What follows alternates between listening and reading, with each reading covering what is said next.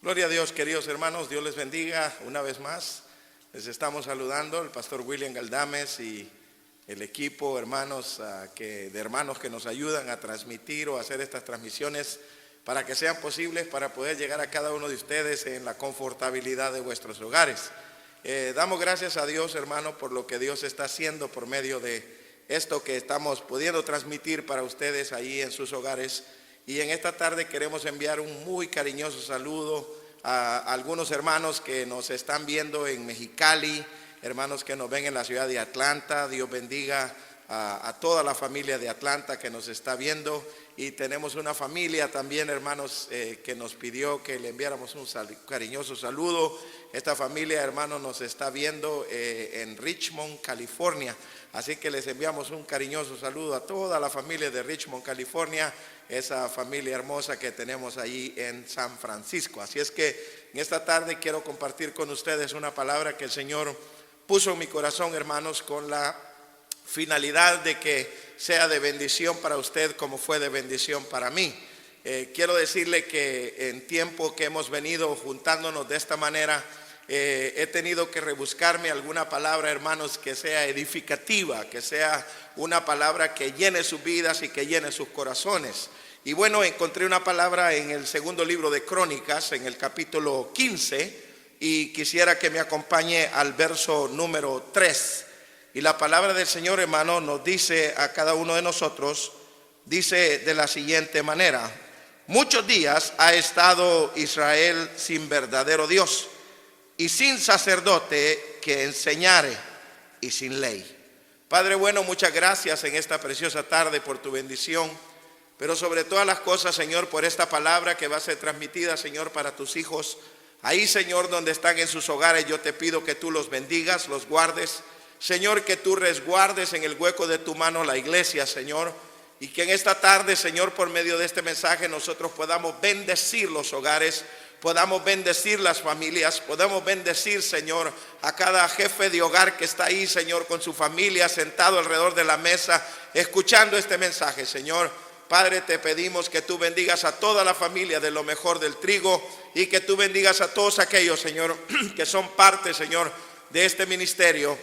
Bendecimos la vida, Señor, de cada uno de tus hijos, en el nombre de Jesús. Amén y amén. Quiero comenzar en esta tarde, hermanos, por compartirles que quizás en el momento menos pensado uno le llega una palabra, hermano, la cual puede despertar en el ministro una cierta idea de por qué Dios está diciendo esto.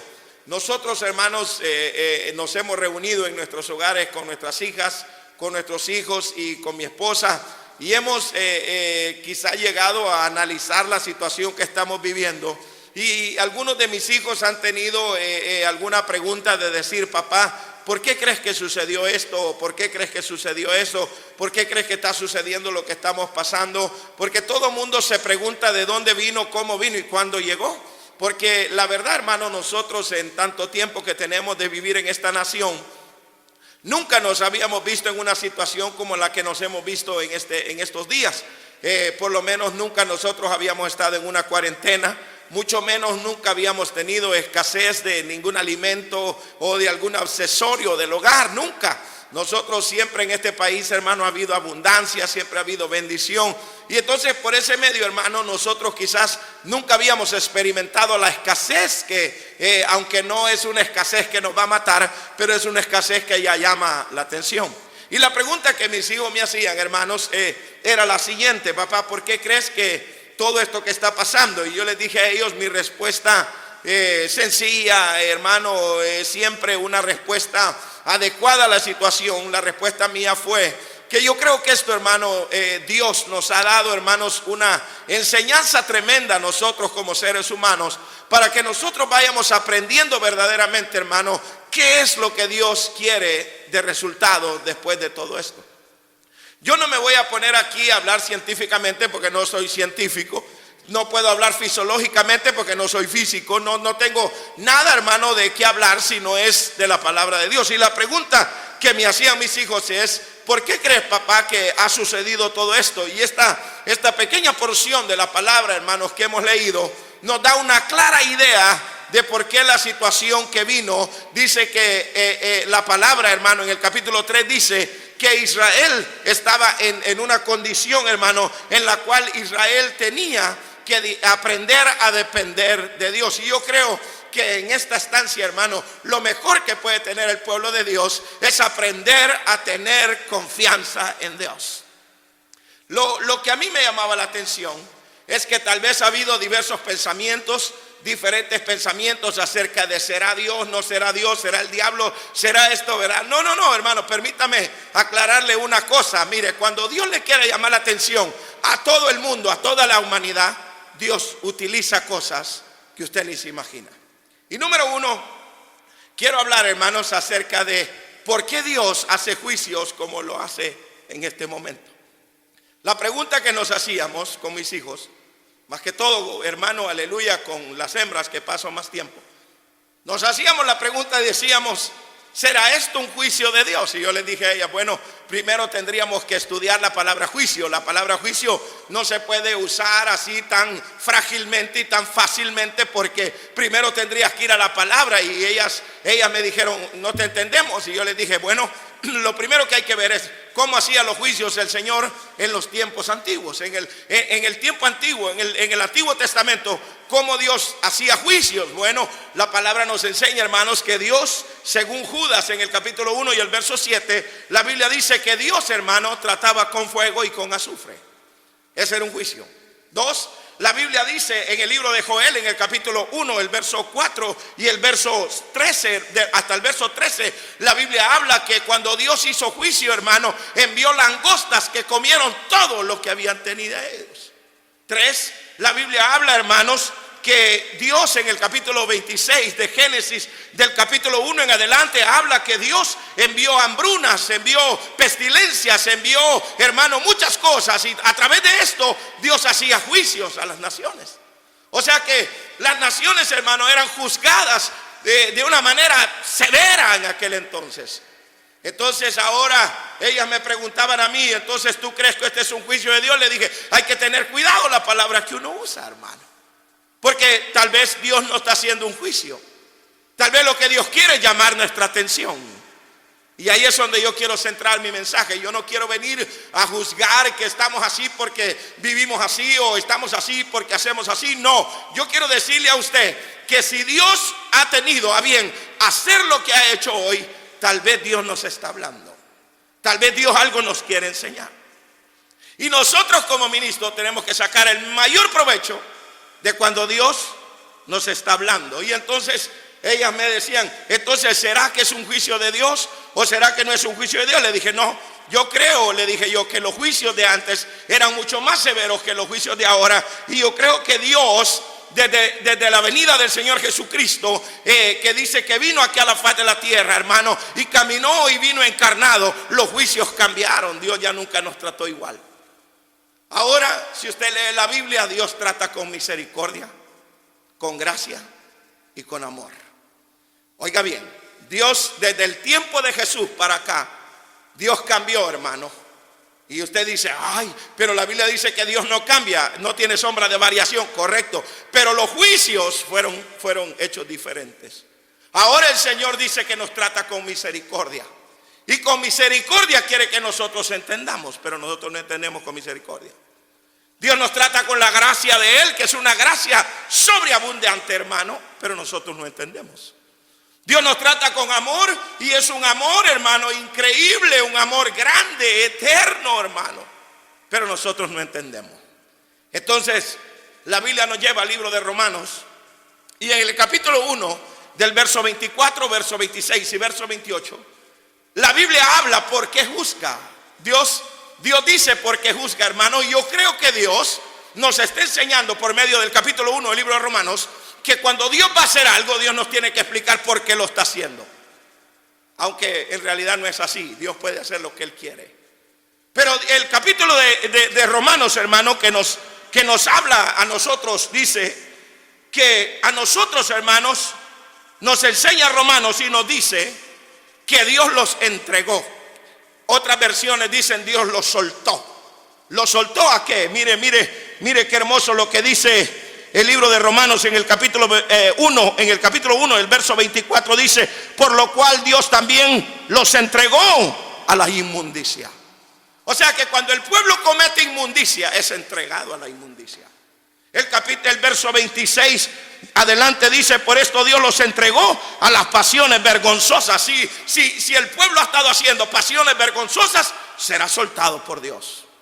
Y el verso 28 dice: y con ellos, como ellos no aprobaron tener en cuenta a Dios, Dios los entregó. Es decir, que cuando nosotros, hermanos, hacemos cosas y no tomamos en cuenta a Dios, entonces Dios nos entrega nuestras pasiones. Si Dios a nosotros nos suelta y nos dice Dios: bueno, ahí háganle como ustedes quieran, miren, nosotros nos vamos a terminar destruyendo los unos con los otros. Ahora, la Biblia dice que los entregó a pasiones. La Biblia dice que los entregó a mentes reprobadas, hermano. Y la Biblia dice que los dejó para que ellos tomaran sus propios caminos.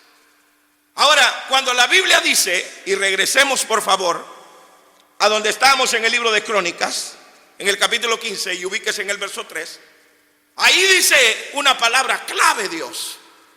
Dice: por mucho tiempo Israel ha vivido o había vivido sin Dios.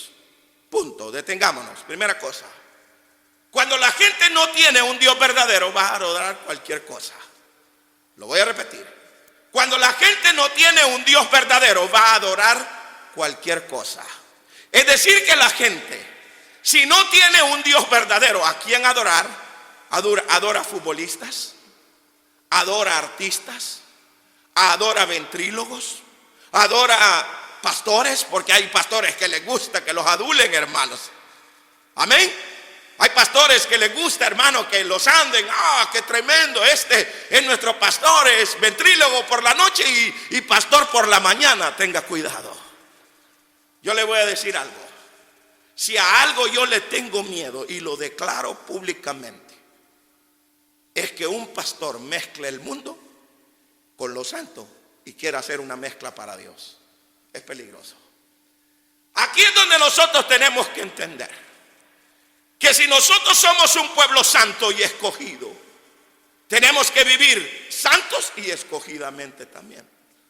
Que si nosotros somos un pueblo que adoramos y bendecimos a Dios, entonces tenemos que vivir de acuerdo a las normas y las reglas de Dios. Pero la Biblia dice: pero ellos habían vivido sin Dios, lo que quiere decir que cada quien se había hecho su Dios, hermano. Me parece que esa palabra también aparece allá por el libro, hermano, de Samuel, y en el libro de Jueces aparece también más de una vez, en donde dice que cada quien hacía lo que bien le parecía. La Biblia dice que no tenían Dios. Y tomemos partida de ahí. Cuando una nación, un pueblo, una ciudad, un campamento, una colonia no tiene Dios, van a andar adorando otras cosas. Y la verdad es que ya el Dios verdadero quiere ser adorado en espíritu y en verdad. Y yo creo que por eso Dios nos ha detenido nuestro caminito a nosotros, hermano. Porque quizás hemos dejado de adorar a Dios y estamos adorando a los hombres en los altares. Quizás hemos dejado de adorar a Dios y estamos adorando a los hombres en los altares. Ya no llegamos por Dios, sino que llegamos por el hombre. Ya no llegamos a adorar a Dios, sino que llegamos a ver al hombre. Y entonces yo me pregunto, hermano, ¿será que Dios nos está reclamando que estamos adorando lo que no es? Ahora, con esto no me tome tan a mal la palabra. No he venido con intención de dañar a nadie, lastimar a nadie. Pero cualquier cosa que se quiera comparar a Dios es una competencia para Dios. Cualquier cosa que tome la adoración de Dios es competencia para Dios. Cualquier cosa que tenga la posición de Dios es competencia para Dios. Y cuando menos sienta, Dios va a estar peleando su posición. Y lo que Dios está haciendo ahora con esta nación y con todas las naciones es diciéndole a las naciones: si yo soy el verdadero Dios, adórenme a mí, búsquenme a mí, cántenme a mí, diríjanse a mí, porque Dios eso es lo que quiere. Ese es el punto número 1 del verso. El verso tiene 3 puntos y ojalá que tengamos tiempo para llevar todo esto a cabo. El segundo punto, la segunda parte de este verso, es que dice, hermanos, si ustedes se dan cuenta, en el verso 3 en adelante, dice la palabra: muchos días ha estado Israel sin verdadero Dios. Amén. Y también hay una I ahí, y sin sacerdote que enseñe. ¿Me permite? La pregunta aquí es, si esto es un reclamo de Dios, Dios nos está reclamando a nosotros como ministros, ¿qué es lo que estamos enseñando desde los púlpitos? Quizás Dios nos está llamando la atención. Ahora hay que tener un gran cuidado, hermano. Yo le voy a decir algo, hay que tener un gran cuidado con personas, porque hoy en día, hermano, y lo voy a decir con mucho respeto, no quiero dañar a nadie, pero ni tampoco se me vaya a ofender, pero hoy cualquiera pone un stand, un teléfono y comienza a decir: a mí Dios ya me había dicho que esto iba a venir. Ahora muchos pueden decir: a mí Dios ya me había hablado, Dios ya me había dicho, Dios ya me había revelado. Ahora sí te lo reveló hace 2 meses que venía. ¿Por qué no te paraste en una cámara y dijiste que Dios te había hablado? Porque ahora que ves las circunstancias, te querés aprovechar de todo el movimiento que hay, que la gente está afligida y la gente anda, hermano, como sin rumbo. Y ahora dice: así el Señor me acaba de decir. No, permítame. Para eso está la palabra. Y la palabra dice que el pueblo no había recibido de sus sacerdotes, los que tenían que enseñar, no habían recibido lo que tenían que recibir. Yo voy a ser muy cuidadoso al decir esto, porque tengo amigos pastores que amo y los amo y los respeto, hermanos. Y no quiero faltarle el respeto ni al más pequeño de los predicadores. Pero esto de pararse a predicar la palabra no es de cualquiera. Esto es algo serio. La pregunta que yo me hago es: si Dios nos está haciendo un reclamo, el reclamo de Dios no es con el pueblo, es con los sacerdotes, y nos está diciendo a nosotros: ¿qué están predicando ustedes desde los púlpitos? ¿Por qué la gente no quiere obedecer?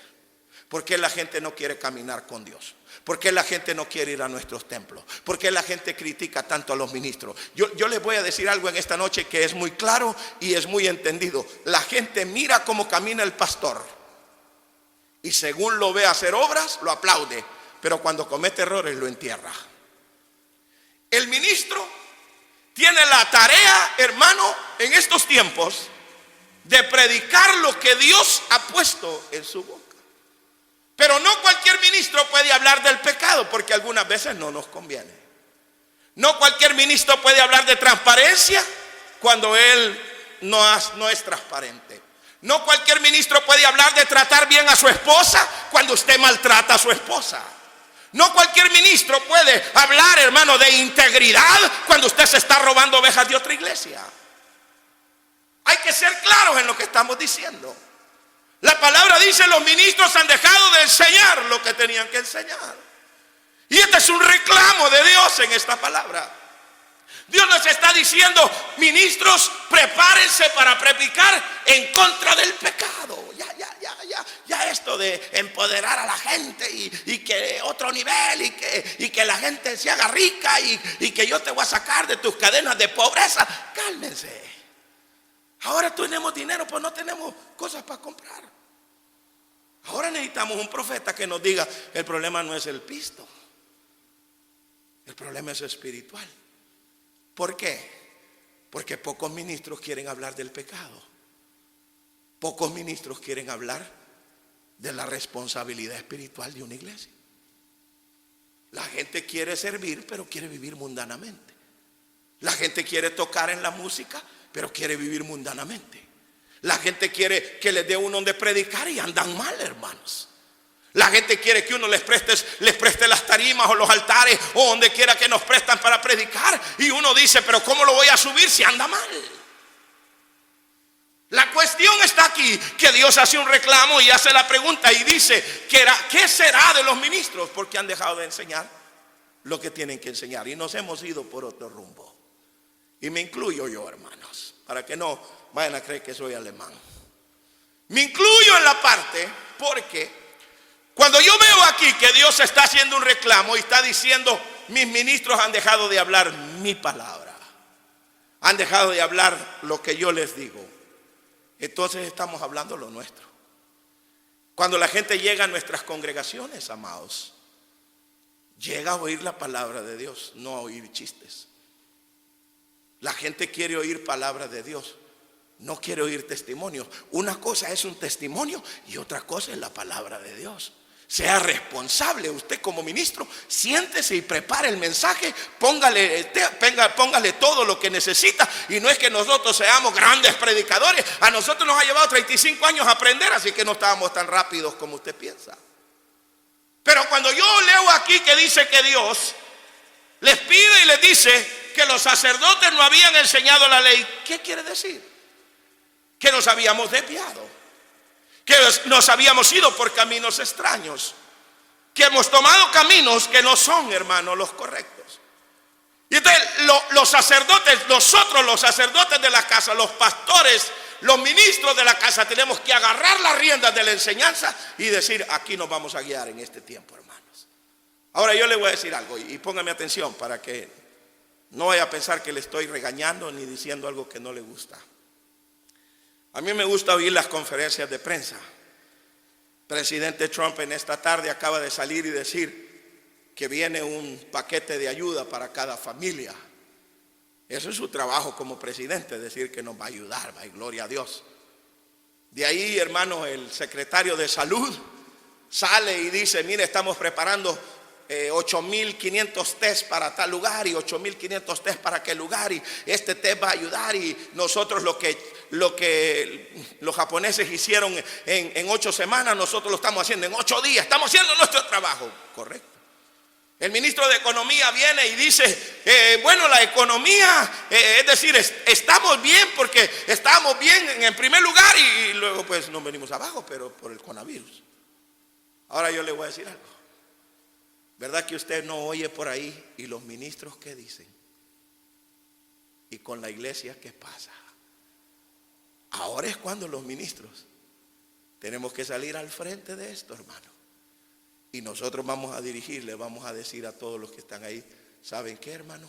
Deje que el mundo lo dirija el mundo, pero la iglesia la dirigen los pastores. Eso lo debería poner en Facebook. Deje que el mundo dirija lo que tiene que dirigir, pero la iglesia no la dirige un psicólogo, ni un filósofo, ni un economista. La iglesia la dirigen hombres de Dios con un llamado genuino de Dios.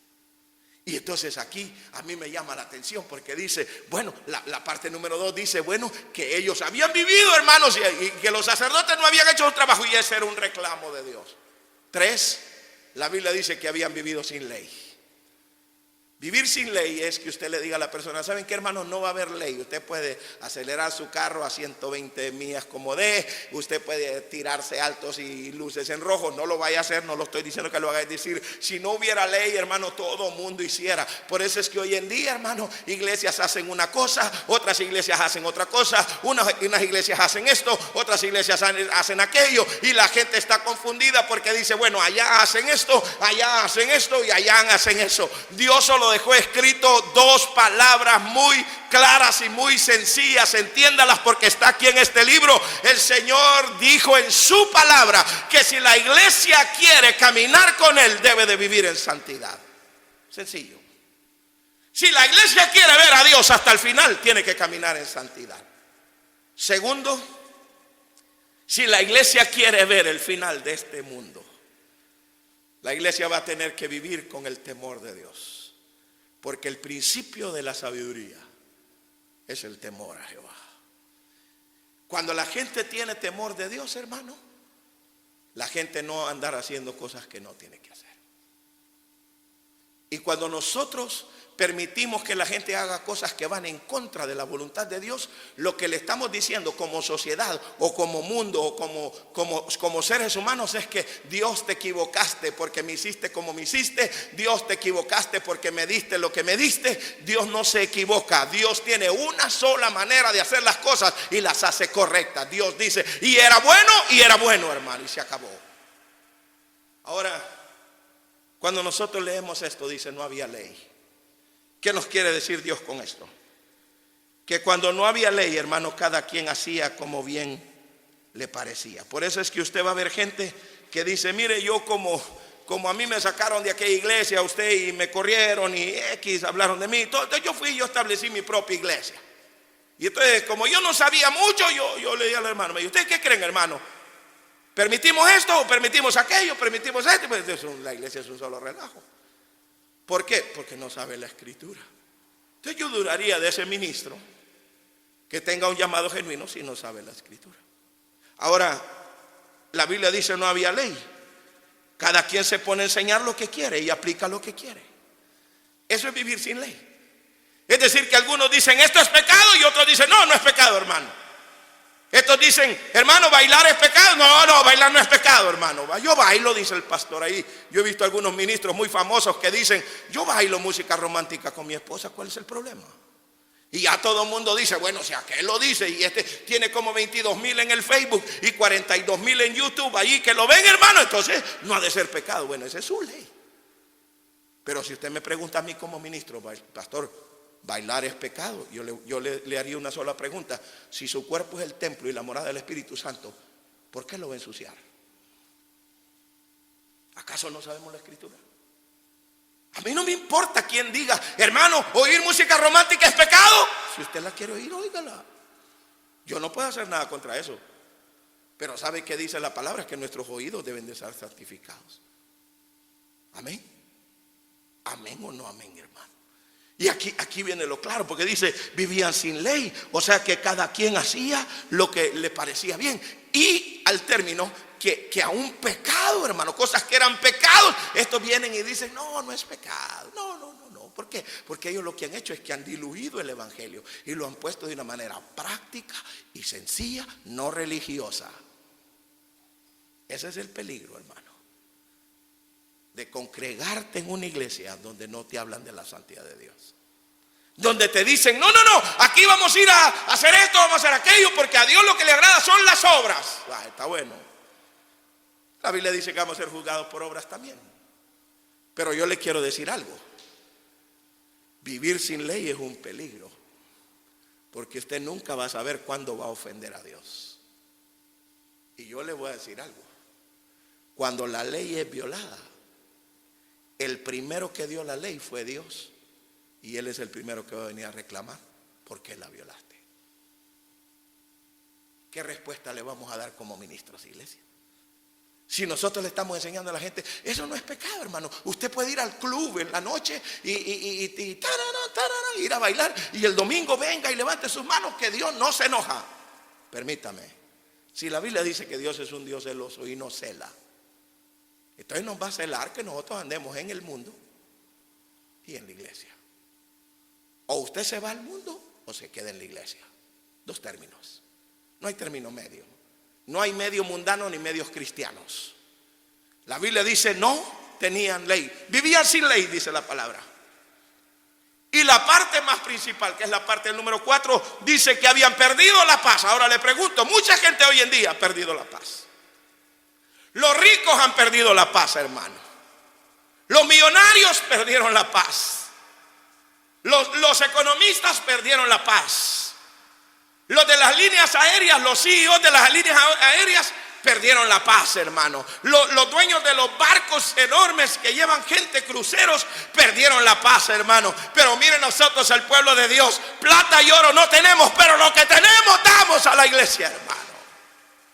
O sea, la paz de nosotros sigue intacta, hermano. Gloria a Dios. La Biblia dice que habían perdido la paz. Y cuando se pierde la paz, hermano, se busca por todos lados. Se busca la paz. Y yo le voy a decir algo. La Biblia dice que Dios les quitó la paz porque ellos confiaban en ellos mismos. A mucha gente hoy en día, porque confía en su dinero, Dios les ha quitado la paz. Confían en sus mansiones y Dios les quitó la paz. Si no me equivoco, y no voy a decir el nombre del basquetbolista famosísimo, hermano, de la ciudad de Los Ángeles. A él le dijeron, y si tienes que jugar básquet sin gente, él dijo, yo no juego porque yo juego para la gente.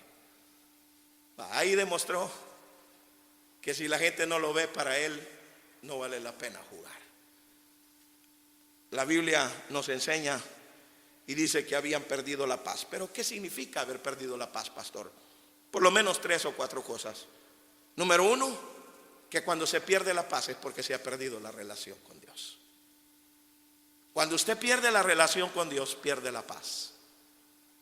Una persona que tiene una buena relación con Dios, hermano, puede pasar por una crisis y por una situación quizá un poco parecida a la que estamos viviendo. No me gusta ni mencionar ni aprovecharme de la situación. Pero hermanos, podemos decir que nuestra seguridad está en Dios. Cuando su relación con Dios está bien, una situación como esta no lo va a hacer que usted vaya a la iglesia. Usted va a la iglesia sin situación, porque lo importante es que usted tiene una relación con Dios. 2, habían perdido la consagración. Ahora la gente me pregunta a mí, pastor, ¿y eso usted cómo cree? Mire, porque yo le aseguro que ya hay gente con una lista de cosas diciéndole a Dios, uy, nomás, no, hoy sí, mira, nomás se arregle esto y nomás pasen estos 30 días de cuarentena y hoy sí vamos a ir a la iglesia, vamos a cantar, vamos a adorar, vamos a ir, vamos a hacer, ay, hermano, ya los miro. Y la pregunta es, ¿y por qué no lo hiciste antes de la situación? Si tanto deseo tenías de buscar a Dios, ¿por qué no lo buscaste antes? Porque habías perdido tu consagración. 3, el pueblo había perdido la intimidad con Dios. Cuando se pierde la intimidad con Dios, cualquier cosa te mueve tu tapete, como dicen aquí los mexicanos. Pero cuando la intimidad con Dios, hermano, está puesta en Él, tú vas a poderle decir como le dijo David. Señor, le dijo David, tú eres mi castillo, mi refugio y mi fortaleza. Había una intimidad con Dios.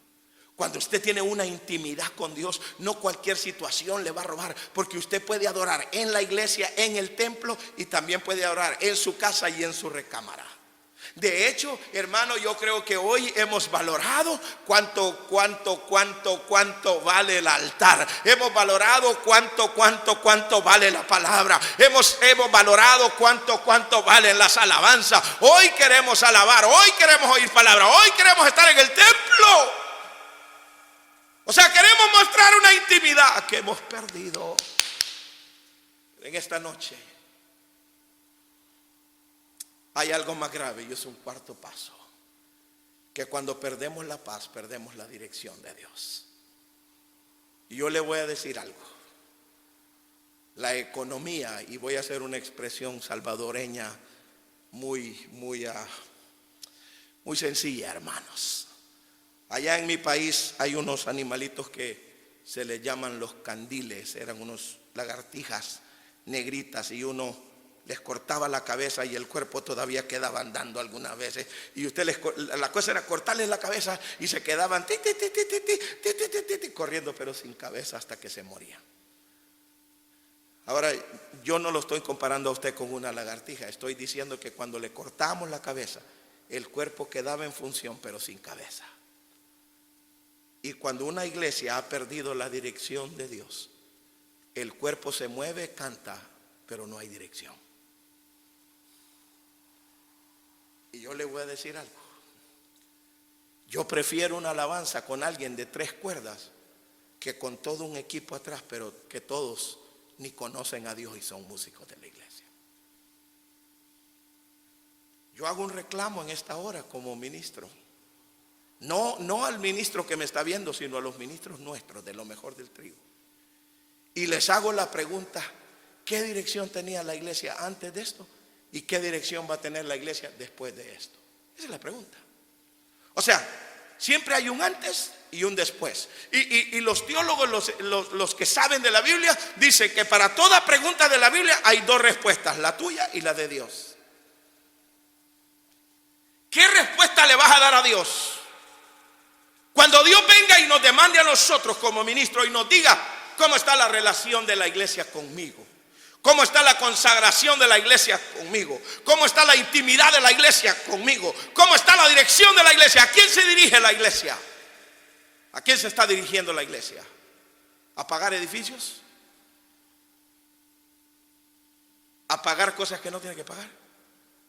Cuando la iglesia tendría que tener una dirección espiritual que no se mueve por cualquier situación. Ahora, cuando decimos esto, hermanos, podemos decir con toda seguridad que Dios tiene el control. Y yo quiero que usted le diga a sus hijos ahí en la sala y a su vecino y a quien tenga sentado, dígale: Dios tiene el control. Vamos, dígale: Dios tiene el control, porque Israel nunca perdió el control. Dios nunca perdió el control. Israel siempre había tenido una parte vital, su adoración, más que todo en momentos de dificultad. Aquí Dios nos habla, y en el mismo capítulo 15, pero ahora en el verso 4, pero cuando en su tribulación se convirtieron a Jehová, Dios de Israel, y le buscaron, él fue hallado. Tres partes. Escúchame bien. Lo buscaron. ¿A quién? A Dios. Si buscamos a Dios, vamos a salir de esto, hermano. Si lo buscamos, vamos a salir de aquí. Pero si no le buscamos, vamos a seguir perdidos. La cuarentena se extiende. ¿Qué vamos a hacer nosotros, el pueblo de Dios? No le estoy hablando a todo el mundo, al pueblo de Dios. Quizás hoy es un buen tiempo para buscar a Dios. 2, dice la palabra que no solamente le buscaron, sino que se convirtieron a Él. Porque una cosa es que la gente llegue cuando tiene problemas, mire, en 35 años yo he visto las mías y las ajenas en la iglesia.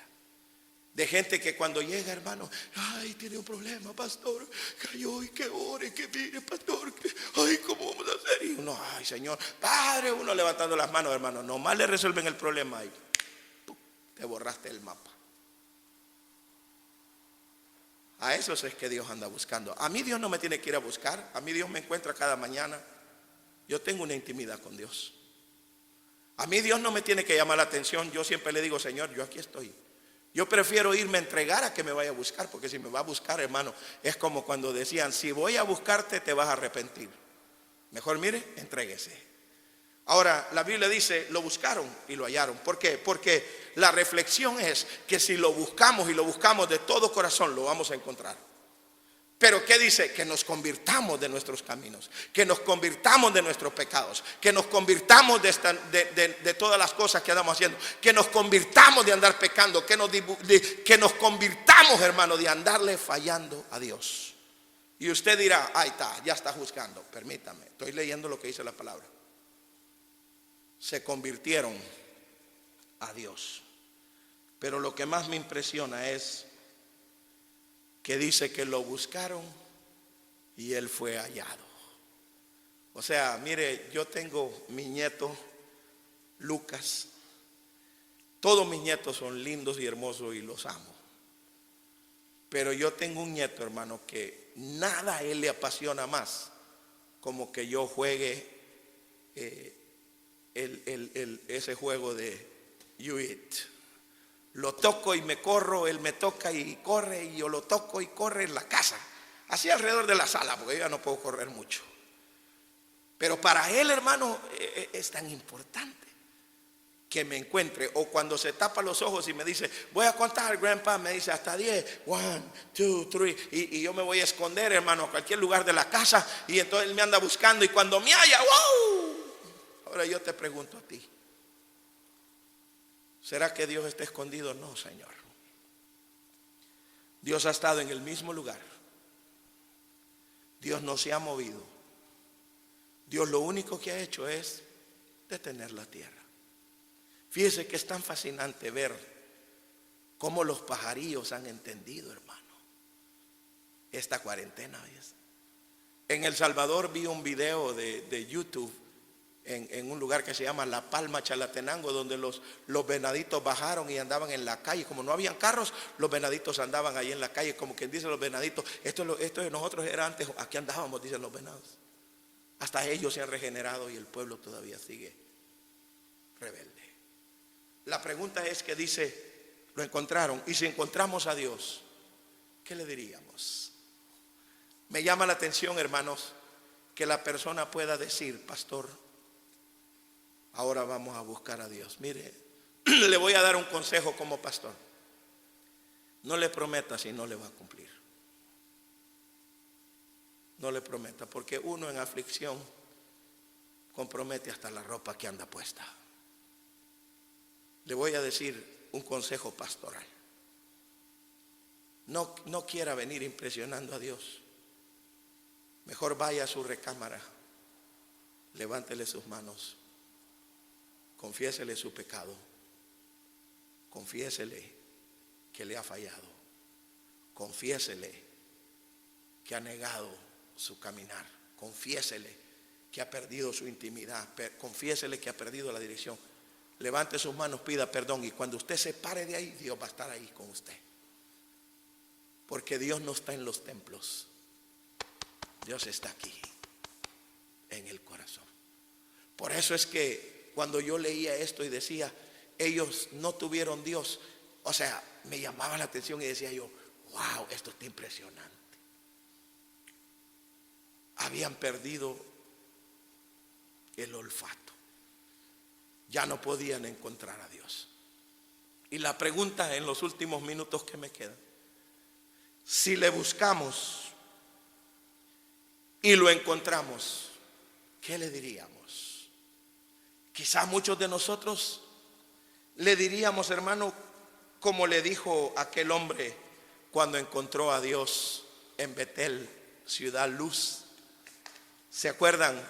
Y aquel hombre le dijo: Señor, si tú cuidas de mí, si tú me das comida, bebida, calzado y ropa, si tú me cuidas de mis enemigos en el camino, si tú me das victoria en mi camino, Señor, yo regresaré y te daré la honra en este mismo lugar.